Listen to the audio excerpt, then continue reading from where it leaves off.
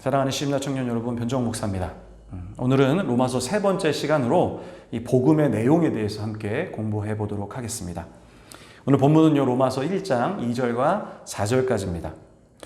우리 지난 시간 복습을 좀 한번 해보겠습니다. 이 바울이 자신을 소개하는 이야기가 나오죠. 3가지로 소개를 했습니다. 첫 번째 무엇이었습니까? 예수 그리스도의 종이었죠. 두 번째는 무엇이었습니까? 사도로 부르심을 입은 자였죠. 마지막 3번째로는 하나님의 복음을 위하여 택정함을 입은 자라고 표현을 합니다. 그래서 저는 오늘 이 3번째 하나님의 복음을 위하여 택정함을 받았다고 하는데, 이 하나님의 복음이 무엇인가에 대해서 함께 좀 공부해 보도록 하겠습니다. 여러분, 이 복음이라는 단어 많이 들어보셨죠? 네, 복음. 먼저 이 복음이라는 이 자체의 단어에 대해서 함께 좀 공부해 보도록 하겠습니다. 이 복음이라는 단어는요, 이 헬라어 원어로 유앙겔로이라는 단어로 사용이 되어졌습니다. 근데 여러분 잘 아셔야 될 거는 유앙겔로이라는 단어는 기독교에서만 사용했던 단어가 아닙니다. 두 단어의 합성어인데 두 단어가 합쳐졌습니다. 첫 번째는 유, 그리고 앙겔로이라는 두 가지 단어입니다. 유는 여러분 좋은이라는 뜻이고, 그리고 앙겔로이라는 것은 전령이라는 뜻입니다.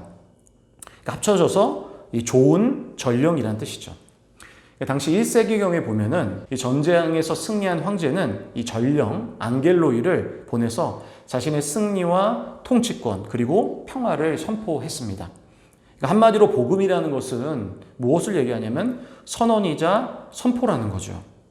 그러니까 복음은 좋은 소식이고, 바울이 말한 것과 같이 하나님의 좋은 소식이라고 우리가 잘 알 수가 있다는 거죠.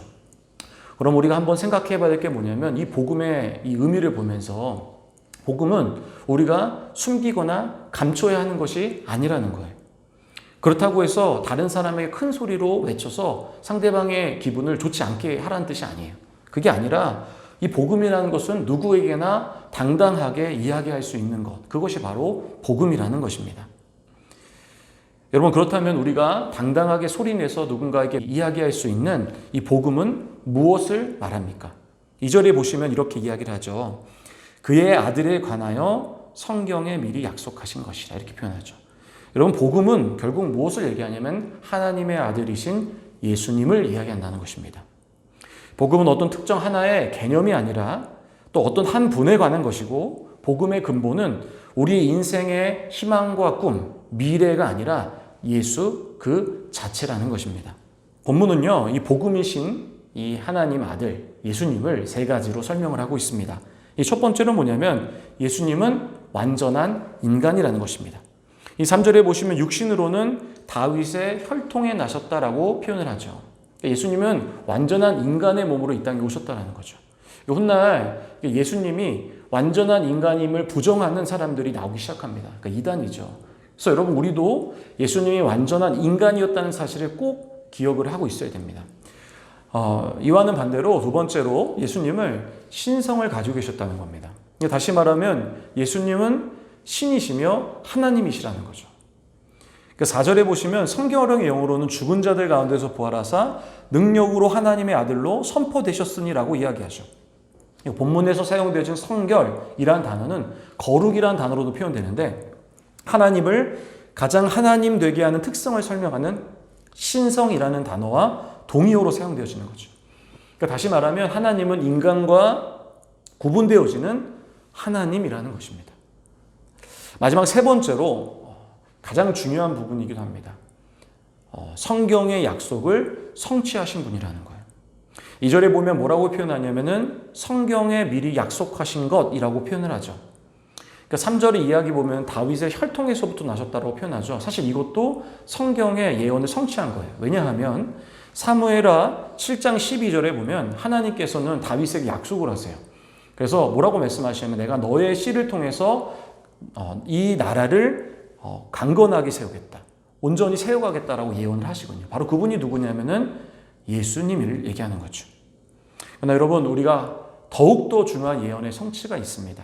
그게 뭐냐면 바로 우리가 잘 아는 이사야 53장의 이야기와 같이 예수님은 우리의 죄악을 담당하신 분이라는 거예요.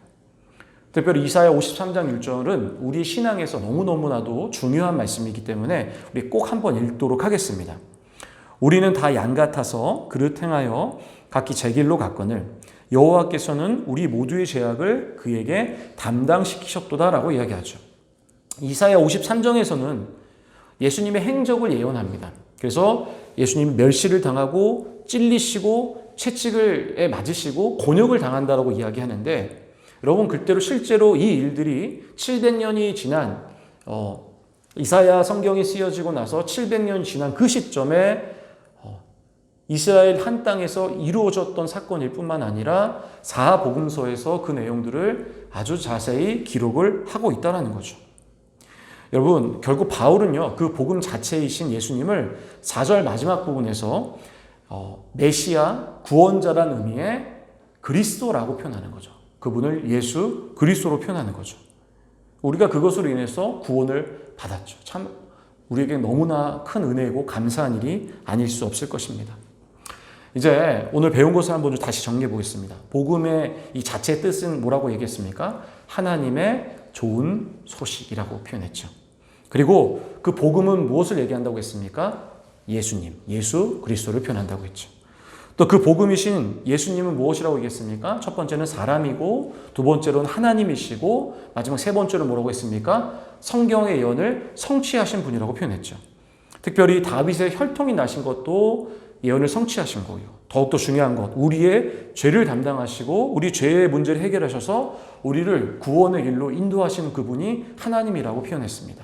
어떠셨습니까? 잘 이해되셨습니까?